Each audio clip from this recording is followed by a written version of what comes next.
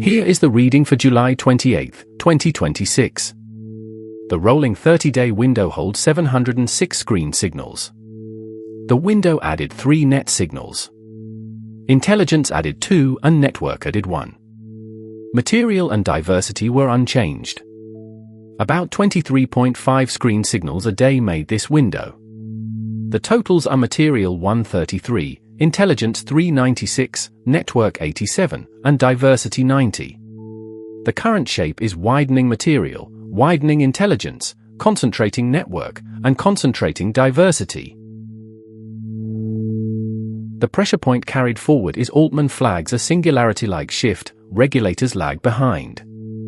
It enters through intelligence and this receipt marks it rising. The source level read is this: the window for shaping RA's ownership and rules is narrowing while the signal accelerates. That does not settle the claim. It identifies the live test, which actor writes the rules, who can challenge them, and whether practical agency widens before the system hardens. Conscience is unchanged from the prior edition, with a balanced reading at 44 out of 100. Widening signals lead concentrating ones by 89. Diversity is concentrating and network is concentrating.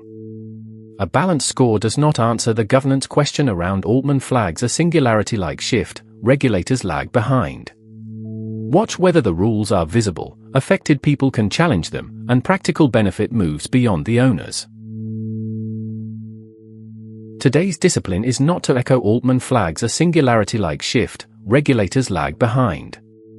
The receipt makes it a test: name the rule that could change, the people carrying the risk, and the evidence that would show wider agency. If those cannot be named, the headline has outrun accountability. For the detailed source-by-source cure evidence, watch today's The Cure Protocol.